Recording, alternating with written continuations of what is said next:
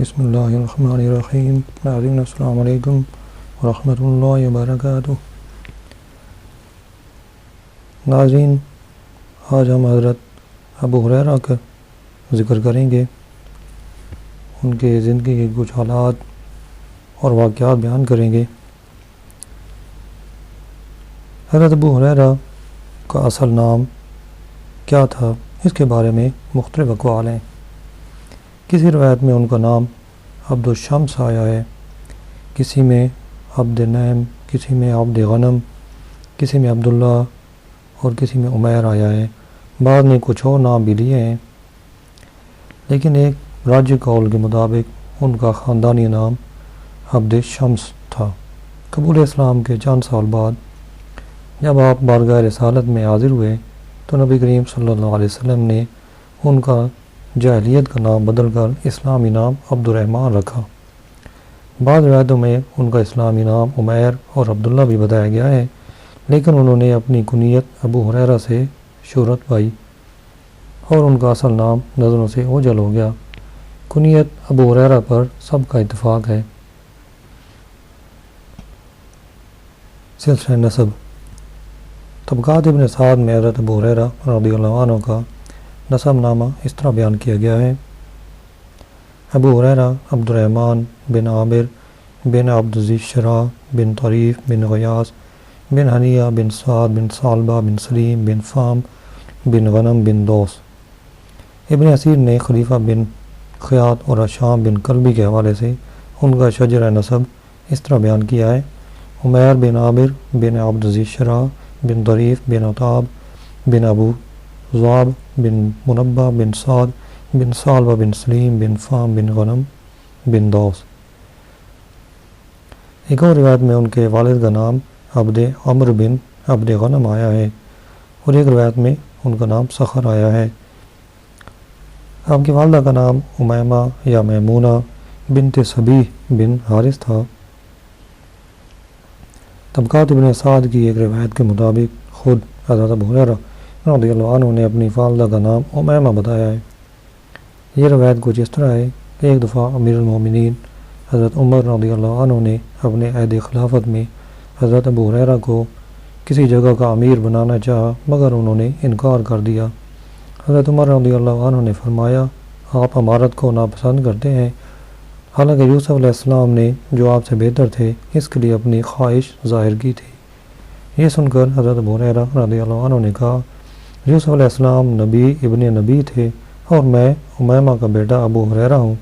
میں 5 باتوں کی وجہ سے امیر بننا پسند نہیں کرتا اور عہدہ امارت سے ڈرتا ہوں. وہ 5 باتیں یہ ہیں: نمبر 1، میں علم کے بغیر کوئی بات نہیں کہنا چاہتا. نمبر 2، عقل و دانش کے بغیر فیصلہ صادر نہیں کر سکتا. نمبر 3، میں ڈرتا ہوں کہ مجھے پیٹا جائے گا. نمبر 4، مجھے ڈر ہے کہ مجھ سے مال چھینا جائے گا. نمبر 5، مجھے اندیشہ ہے کہ لوگ مجھے برا بھلا کہیں گے. حافظ ابن کثیر نے حضرت ابو ہریرہ کا انکار اور اس کی توجیہ کو یوں بیان کیا ہے کہ حضرت یوسف علیہ السلام تو خود نبی تھے اور نبی کے بیٹے تھے. میں امیمہ کا بیٹا ابو ہریرہ ہوں، میں یہ عہدہ قبول نہیں کر سکتا. میں 2 اور 3 سے ڈرتا ہوں. حضرت عمر رضی اللہ عنہ نے فرمایا، 2 اور 3 کا کیا مطلب ہے، 5 کیوں نہیں کہا؟ حضرت ابو ہریرہ رضی اللہ عنہ نے جواب دیا، 2 چیزیں یہ ہیں کہ کہیں لا علمی اور ناواقفیت کی بنا پر کوئی بات کروں یا بغیر غور و فکر کے کوئی فیصلہ کروں. 3 چیزیں یہ ہیں کہ میری پیٹھ پر کوڑے پڑیں، میرا مال ضبط کر لیا جائے یا مجھے رسوا کیا جائے. حضرت ابو ہریرہ رضی اللہ عنہ کا نسبی تعلق قبیلہ دوس سے تھا. مشہور عرب مورخ علامہ محمد احمد باشمیل کے قول کے مطابق دوس کا نام متعدد قحطانی اور عدنانی قبائل پر بولا جاتا ہے. حضرت ابو ہریرہ رضی اللہ عنہ کا تعلق جس دوس سے تھا وہ مشہور عرب قبیلے ازد کی ایک شاخ تھا اور اس نے اپنے امور سے اعلیٰ دوس کے نام کی نسبت سے شہرت پائی. علامہ ابن اسیر نے اس دوس کا سلسلہ نسب اس طرح بیان کیا ہے کہ دوس بن عدنان بن عبداللہ بن زہران بن کعب بن حارث بن کعب بن مالک بن نضر بن ازد. عام طور پر مورخین نے قبیلہ ازد کو قحطانی بتایا ہے، لیکن علامہ سید سلیمان ندوی نے ارض القرآن اور مولانا سعید انصاری مرحوم نے سیر انصار میں یہ موقف اختیار کیا کہ ازد عدنانی یا اسماعیل قبیلہ تھا جو کسی نامعلوم زمانے میں یمن جا کر آباد ہو گیا تھا۔ یمن میں جب وہ مشہور سیلاب آیا جسے قرآن حکیم میں سیل عرم کہا گیا ہے، اس سے کچھ پہلے یا کچھ عرصہ بعد قبیلہ ازد اور اس کے بہت سے بطون یمن سے نکل کر شام، عراق، نجد، عمان، بحرین اور عرب کے مختلف مقامات پر آباد ہو گئے۔ عام روایات کے مطابق بنو داؤس یمن کے گوشے میں آباد تھے۔ یہ گوشہ ایک پہاڑ کے دامن میں تھا۔ علامہ محمد احمد باشمیل کا بیان ہے کہ بنو داؤس کے مساکن تہامہ یمن کے نزدیک جبال السرا میں تھے۔ جبال السرا اس پہاڑی سلسلے کو کہتے ہیں جو جزیرہ نماء عرب کے مغربی رخ پر شمال سے جنوب تک پھیلا ہوا ہے۔ حضرت ابو ہریرہ رضی اللہ عنہ کی کنیت پر جمہور ارباب سیر کا اتفاق ہے کہ اس کا مطلب ہے بلی والا۔ اس کنیت کی وجہ تسمیہ کے بارے میں مختلف روایات ہیں، جن میں سے کچھ یہ ہیں۔ حضرت عبداللہ بن رافع رضی اللہ عنہ نے ایک دفعہ حضرت ابو ہریرہ سے پوچھا کہ آپ کو ابو ہریرہ کیوں کہا جاتا ہے؟ تو انہوں نے جواب دیا کہ میں نے ایک بلی پال رکھی تھی، رات کو میں اس بلی کو ایک درخت کی کھو میں رکھ دیتا، دن کو جب میں بکریاں چرانے جاتا تو اس کو ساتھ لے لیتا اور فرصت کے وقت اس سے کھیلا کرتا تھا۔ لوگوں نے بلی سے میرا غیر معمولی لگاؤ دیکھ کر مجھ کو ابو ہریرہ کہنا شروع کر دیا۔ ایک اور روایت ہے، حضرت ابو ہریرہ کہتے ہیں کہ مجھے جنگلی بلی کا ایک بچہ ملا، میں اس کو اپنی آستین یا گود میں رکھ کر گھر لایا۔ میرے گھر کے افراد اور ایک روایت کے مطابق میرے والد نے پوچھا تمہاری آستین یا گود میں کیا ہے؟ میں نے کہا یہ بلی کا بچہ ہے جو مجھے ملا ہے۔ انہوں نے کہا تم ابو ہریرہ ہو۔ اس کے بعد میرا یہ نام پڑ گیا۔ حضرت ابو ہریرہ رضی اللہ عنہ سے ایک مرتبہ دریافت کیا گیا کہ آپ کی یہ کنیت کس نے تجویز کی؟ کہنے لگے ایک دفعہ مجھے ایک بلی مل گئی تھی جس کو میں نے اپنی آستین میں رکھ لیا، اسی وقت سے مجھے ابو ہریرہ کہا جانے لگا۔ صحیح بخاری کی ایک روایت میں ہے کہ رسول کریم صلی اللہ علیہ وسلم بھی ان کو ابو ہر یا ابو ہریرہ کہا کرتے تھے۔ حضرت ابو ہریرہ رضی اللہ عنہ ہجرت نبوی سے تقریباً 24 برس پہلے اپنے وطن میں پیدا ہوئے۔ وہ اپنے وطن میں ہی پلے بڑھے اور اپنی زندگی کا پہلا 30 سالہ دور وہیں پہ گزارا۔ وہ بچپن ہی میں سایہ پدری سے محروم ہو گئے اور ان کی والدہ نے نہایت اسرت و افلاس کے عالم میں ان کی پرورش کی۔ اہل سیر نے ان کے بچپن کے حالات بہت کم بیان کیے ہیں، صرف یہ معلوم ہے کہ وہ اپنے وطن میں بکریاں چرایا کرتے تھے، روزانہ بکریاں جنگل میں لے جاتے اور شام تک انہیں چراتے۔ قرآن سے معلوم ہوتا ہے کہ اسی زمانے میں انہوں نے لکھنے پڑھنے میں بھی کچھ شدھ بدھ پیدا کر لی تھی اور کبھی کوئی شعر بھی موزوں کر لیتے تھے۔ اگرچہ وطن میں ان کی زندگی کا بیشتر حصہ افلاس کی حالت میں گزرا، لیکن سن 6 ہجری میں کے اواخر میں انہوں نے اپنے قبیلے کے ہمراہ وطن سے مدینہ منورہ کی طرف ہجرت کی تو وہ اس قابل ہو گئے تھے کہ ایک غلام رکھ سکیں۔ نبی کریم صلی اللہ علیہ وسلم کی بعثت کے وقت عرب کے دوسرے قبائل کی طرح بنو دوس بھی کفر و شرک کی دلدل میں گلے گلے تک دھنسے ہوئے تھے۔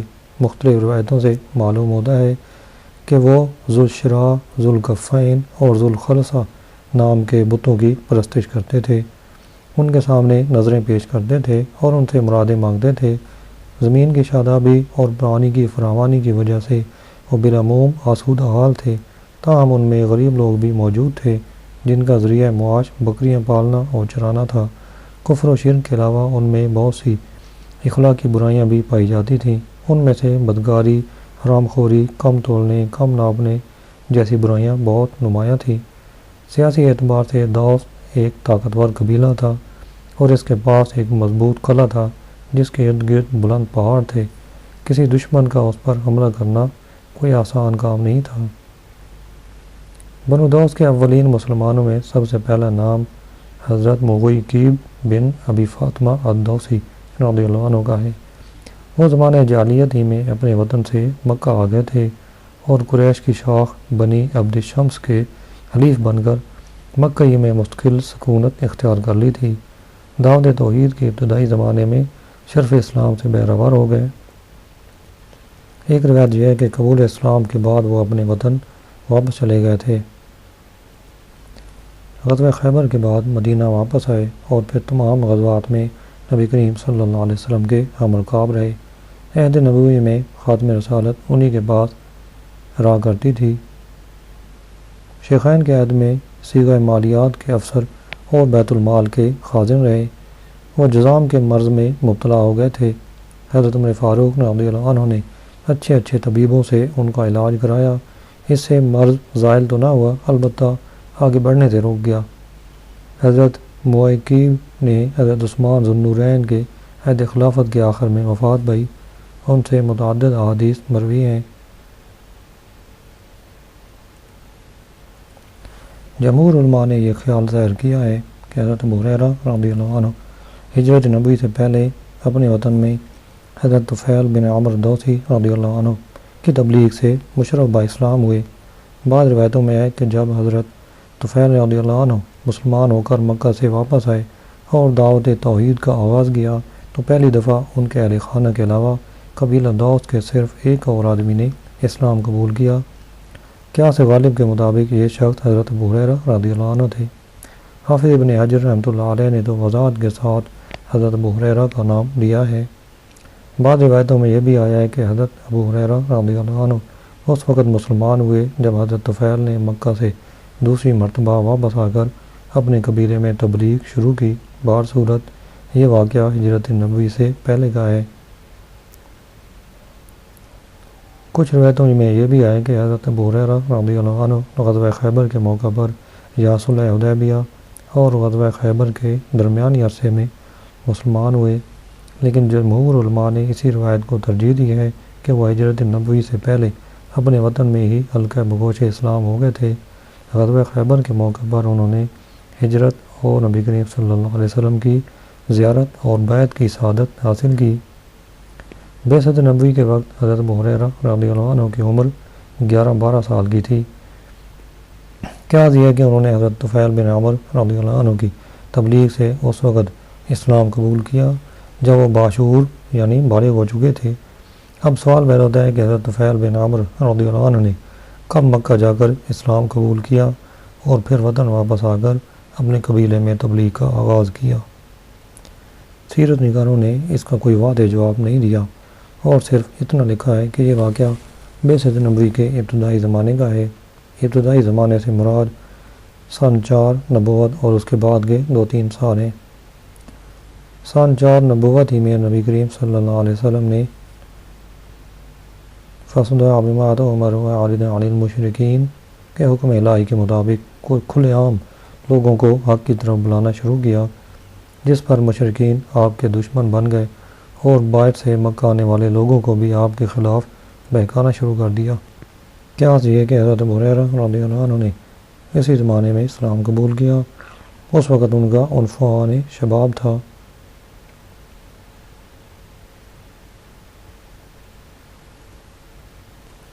حضرت ابو ہریرہ رضی اللہ عنہ نے اپنے مدینہ کی طرف ہجرت کا حال اس طرح بیان کیا ہے۔ فرماتے ہیں رسول اللہ صلی اللہ علیہ وسلم خیبر تشریف لے گئے تھے، میں اسی زمانے میں مدینہ آیا۔ فجر کی نماز صبا بن عرفتہ کی ابتدا میں پڑھی، جن کو رسول اللہ صلی اللہ علیہ وسلم مدینہ میں اپنا نائب بنا کر چھوڑ گئے تھے۔ صبا نے پہلی رکعت میں سورہ مریم اور دوسری میں ویل للمطففین پڑھی۔ میں نے اپنے دل میں کہا کہ فلاں ازدی شخص کے لیے ہلاکت ہو۔ اس نے 2 پیمانے بنا رکھے تھے، ایک کے ساتھ کم تول کر دوسروں کو دیتا یعنی فروخت کرتا، اور دوسرے کے ساتھ لوگوں سے زیادہ لیا کرتا تھا یعنی خریدتا تھا۔ دوسری روایت میں یہ الفاظ ہیں کہ قبیلہ ازد کے ہر شخص نے اس مقصد کے لیے 2 پیمانے بنا رکھے تھے۔ مدینہ منورہ پہنچ کر جب حضرت ابو ہریرہ کو معلوم ہوا کہ نبی کریم صلی اللہ علیہ وسلم خیبر کی طرف تشریف لے گئے ہیں تو آپ نے بھی خیبر جانے کا ارادہ کیا۔ آپ نے اپنے قبیلے کے لوگوں کے ساتھ خیبر کا سفر شروع کیا۔ مدینہ منورہ سے خیبر تک کے سفر میں حضرت ابو ہریرہ رضی اللہ عنہ بڑے ذوق و شوق سے یہ شعر پڑھتے رہے، جس کا ترجمہ ہے: ہائے رات کی طوالت اور مشقت کتنی بری ہے، تاہم شکر ہے اس نے مجھے دارالکفر سے چھٹکارا دلا دیا۔ اثناء سفر میں حضرت ابو ہریرہ رضی اللہ عنہ کا غلام گم ہو گیا۔ حضرت ابو ہریرہ رضی اللہ عنہ خیبر پہنچ کر نبی کریم صلی اللہ علیہ وسلم کی زیارت اور بیعت سے مشرف ہوئے۔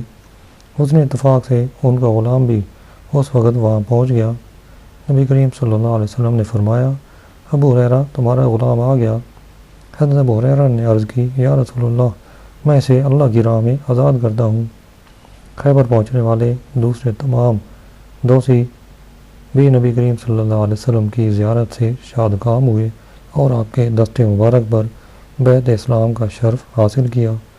بعض روایتوں میں آیا ہے کہ حضرت ابو ہریرہ سمیت ان حضرات نے اسی موقع پر اسلام قبول کیا۔ جب دوسی مہاجرین خیبر پہنچے تو اس وقت طاق کا قلعہ فتح ہو چکا تھا اور الکتیبہ کے قلعے کا محاصرہ جاری تھا۔ علامہ ابن سعد اور حافظ ابن عبد البر کا بیان ہے کہ نبی کریم صلی اللہ علیہ وسلم نے دوسی مجاہدین کو اسلامی فوج کے میمنہ پر مقرر فرمایا۔ اس طرح حضرت ابو ہریرہ رضی اللہ عنہ کو بھی غزوہ خیبر میں شرکت کی سعادت نصیب ہو گئی، اگرچہ یہ سعادت لڑائی کے آخری مراحل میں نصیب ہوئی، کیونکہ 2-3 دن کے اندر یہودیوں کے سارے قلعے فتح ہو گئے اور مسلمانوں کو کامل فتح حاصل ہو گئی۔ بعض لوگوں نے غزوہ خیبر میں حضرت ابو ہریرہ رضی اللہ عنہ کی شرکت کے بارے میں شک کا اظہار کیا ہے، لیکن صحیح بخاری میں خود حضرت ابو ہریرہ سے روایت ہے کہ ہم غزوہ خیبر میں حاضر رہے۔ اس کے علاوہ بعض دوسری روایتوں سے بھی ثابت ہوتا ہے کہ حضرت ابو ہریرہ رضی اللہ عنہ غزوہ خیبر میں شریک تھے۔ البتہ اس بارے میں اختلاف ہے کہ خیبر کے مال غنیمت میں سے دوسی مجاہدین کو حصہ دیا گیا یا نہیں۔ علامہ ابن سعد نے حضرت ابو ہریرہ رضی اللہ عنہ سے یہ بیان منسوب کیا ہے کہ میں جن جن لڑائیوں میں شریک ہوا، غزوہ خیبر کے علاوہ ان سب میں مال غنیمت ملا، کیونکہ اس کا مال حدیبیہ والوں کے لیے مخصوص تھا۔ لیکن صحیح بخاری میں حضرت ابو ہریرہ رضی اللہ عنہ کی یہ روایت بھی ملتی ہے کہ ہم نے جس وقت خیبر فتح کیا تو ہمیں غنیمت میں سونا چاندی نہیں ملا، بلکہ گائے، اونٹ اور دوسرا سامان اور باغات ملے۔ سنن ابی داؤد کی ایک روایت سے معلوم ہوتا ہے کہ خیبر کے مال غنیمت کی تقسیم کے معاملے میں مشہور صحابی حضرت ابان بن سعید رضی اللہ عنہ اور حضرت ابو ہریرہ رضی اللہ عنہ کے درمیان کچھ تلخ کلامی ہو گئی۔ واقعہ یہ تھا کہ غزوہ خیبر سے پہلے نبی کریم صلی اللہ علیہ وسلم نے حضرت ابان بن سعید رضی اللہ عنہ کو ایک مہم کا امیر بنا کر نجد کی طرف بھیجا تھا۔ جب خیبر فتح ہو چکا تو حضرت ابان بن سعید رضی اللہ عنہ بھی نجد کی مہم سے فارغ ہو کر خیبر پہنچ گئے اور بارگاہ رسالت میں حاضر ہو کر عرض کی: یا رسول اللہ، ہمیں بھی خیبر کے مال غنیمت سے حصہ عطا فرمائیے۔ اس وقت حضرت ابو ہریرہ رضی اللہ عنہ بھی بارگاہ نبوی میں حاضر تھے۔ انہوں نے کہا: یا رسول اللہ، ان لوگوں کو نہ دیجیے، کیونکہ وہ غزوہ خیبر میں شریک نہیں تھے۔ حضرت ابو ہریرہ رضی اللہ عنہ کی بات سن کر حضرت ابان رضی اللہ عنہ کو غصہ آ گیا اور انہوں نے حضرت ابو ہریرہ سے مخاطب ہو کر کہا: اے دبر، جو ابھی پہاڑ سے اتر کر آیا ہے، تو یہ بات کہتا ہے؟ دبر ایک جنگلی جانور کو کہتے ہیں جو قد و قامت میں بلی کے مشابہ ہوتا ہے۔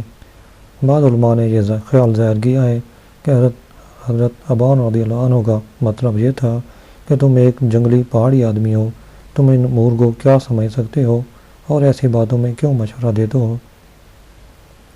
بعض علماء نے یہ رائے ظاہر کی ہے کہ حضرت ابان رضی اللہ عنہ نے یہ جو کہا ہے کہ ایک بلہ جو پہاڑ سے اتر کر آیا ہے، اس میں حضرت ابو ہریرہ کی کنیت سے لطیفہ پیدا کیا۔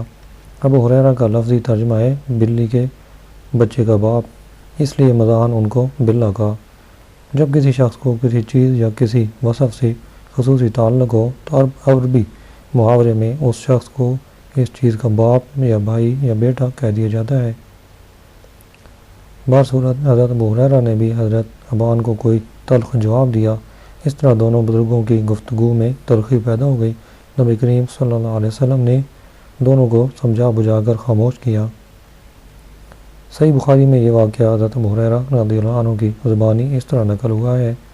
فرماتے ہیں میں رسول اللہ صلی اللہ علیہ وسلم کی خدمت میں اس وقت حاضر ہوا جب خیبر کی فتح کے بعد آپ ابھی خیبر ہی میں تشریف فرما تھے اور مال غنیمت تقسیم ہو رہا تھا۔ بس میں نے عرض کیا یا رسول اللہ مجھے بھی حصہ دلائیے۔ سعید بن عاص کے بیٹوں میں سے کسی نے کہا یا رسول اللہ اس کو نہ دیجیے۔ میں نے کہا یہ ابن کوکل کا قاتل ہے۔ یہ غزوہ احد میں بقول بعد حضرت ابان بن سعید بن عاص کے ہاتھ سے شہید ہوئے تھے۔ نام ان کا نعمان تھا اور قبیلہ خزرج سے تھے۔ ابان اس وقت کفار مکہ کی فوج میں تھے، بعد ازاں مسلمان ہو گئے۔ اس پر سعید بن عاص کے بیٹے نے کہا اس پہاڑی بلے پر تعجب ہے جو ہمارے پاس زان کی چوٹی سے اتر کر یہاں آیا ہے، وہ مجھ پر ایک مرد مسلم کے قتل کا عیب دھرتا ہے جس کو اللہ تعالیٰ نے میرے ہاتھوں مرتبہ شہادت کی عزت بخشی اور مجھے اس کے ہاتھوں ذلیل نہیں ہونے دیا۔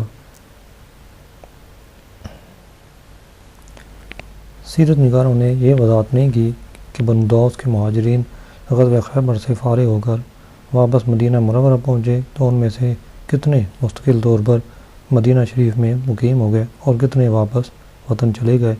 البتہ اس بات پر سب کا اتفاق ہے کہ حضرت ابو ہریرہ رضی اللہ عنہ نے مدینہ منورہ میں مستقل اقامت اختیار کر لی۔ نبی کریم صلی اللہ علیہ وسلم کی خدمت اقدس میں حاضر ہونے سے لے کر آپ کے دنیا سے رخصت ہونے تک کا زمانہ حضرت ابو ہریرہ کی تمام زندگی کا حاصل تھا۔ انہوں نے اس زمانے کا 3/4 حصہ محسن انسانیت رحمت دو عالم صلی اللہ علیہ وسلم کی بابرکت صحبت میں گزارا۔ نبی کریم صلی اللہ علیہ وسلم کے دامن اقدس سے ان کے وابستگی کی عجیب کیفیت تھی۔ سفر ہو یا حضر، خلوت ہو یا جلوت، رات ہو یا دن، حج ہو یا کوئی اور غزوہ، وہ ہر موقع پر بارگاہ رسالت میں حاضر رہنے کی کوشش کرتے تاکہ فیضان نبوی سے زیادہ بہریاب ہو سکے۔ عہد رسالت میں ان کی زندگی کے شب و روز پر ایک نظر ڈالیں تو معلوم ہوگا کہ اس دوران میں صرف 3 چیزیں ان کی زندگی کا محور تھیں۔ پہلی یہ کہ نبی کریم صلی اللہ علیہ وسلم کے جمال جہاں آرا سے اپنی آنکھیں روشن کرتے رہیں۔ خود فرمایا کرتے تھے کہ ذات رسالت مآب صلی اللہ علیہ وسلم کا مشاہدہ جمال میری روح کی تسکین و راحت اور میری آنکھوں کی ٹھنڈک ہے۔ دوسری یہ کہ نبی کریم صلی اللہ علیہ وسلم کی جو بھی اور جتنی بھی خدمت کر سکیں کریں۔ تیسری یہ کہ نبوت کے سرچشمہ علوم و معارف سے خوب سیراب ہوتے رہیں۔